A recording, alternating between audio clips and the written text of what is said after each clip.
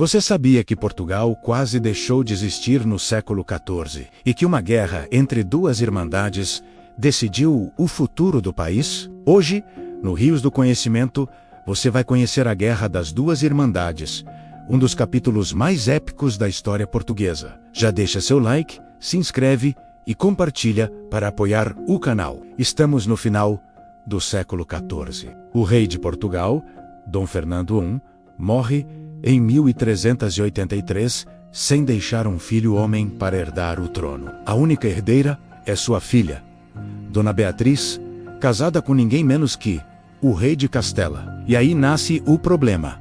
Se Beatriz fosse coroada, Portugal poderia ser absorvido pelo reino castelhano. E grande parte da nobreza portuguesa não aceitava isso de jeito nenhum. Começo da crise 1383. Com a morte de Dom Fernando, assume como regente Leonor Teles, mãe de Beatriz, mas muitos a consideravam manipuladora e aliada demais aos castelhanos. O povo e parte da nobreza se revoltam.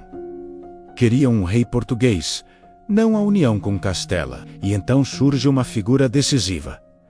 Dom João, mestre de Aves Maior-Herma de Dom Fernando e figura respeitada em Lisboa. Ele se torna o líder do movimento para impedir Castela de assumir o trono. Era o início da Revolução de 1383 a 1385, ou Guerra das Duas Irmandades.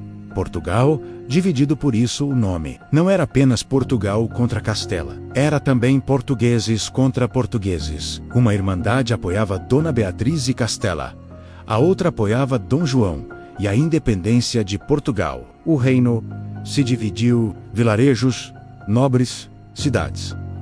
Cada lado escolhia quem apoiar. E Castela vê ali a oportunidade perfeita para assumir o controle. A intervenção CAST-LH, o rei de Castela, João I de Castela, invade Portugal para colocar Dona Beatriz no trono. Lisboa é cercada.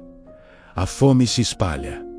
Doenças tomam a cidade, mas Lisboa resiste bravamente. Enquanto isso, Dom João e seus aliados reorganizam o país. E aqui entra um dos maiores heróis de Portugal, Nuno Álvares Pereira, o Santo Condestável. Com apenas 23 anos, ele assume o comando das forças portuguesas e muda completamente o rumo da guerra. As grandes batalhas. Batalha de Atoleiros 1384, Nuno Álvares Pereira enfrenta a cavalaria castelhana em campo aberto. Ele cria uma formação defensiva com lanças menos, algo revolucionário. Resultado: vitória total portuguesa sem perder um único soldado.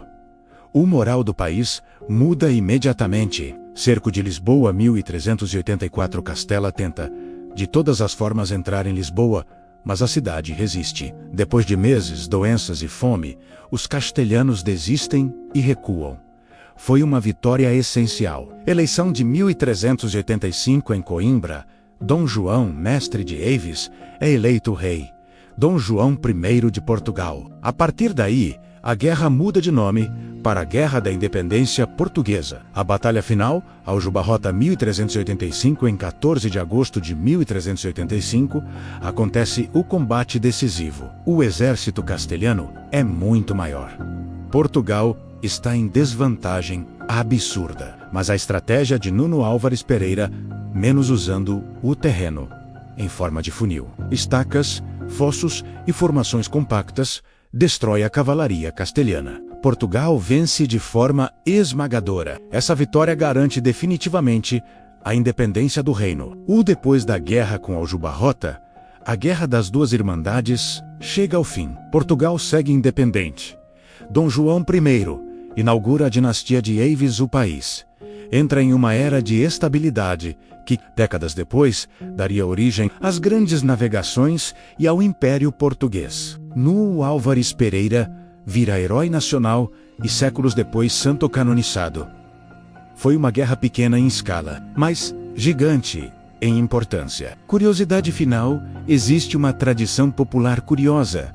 Após a Batalha de Aljubarrota, dizem que algumas mulheres portuguesas menos cansadas dos abusos da guerra, menos enfrentaram soldados castelhanos fugitivos, usando apenas pás de cozinha. Daí nasceu a figura lendária das padeiras de Aljubarrota. Se gostou desse vídeo, deixa o like, se inscreve e compartilha. No Rios do Conhecimento você encontra história, ciência e curiosidades todos os dias. Até o próximo vídeo.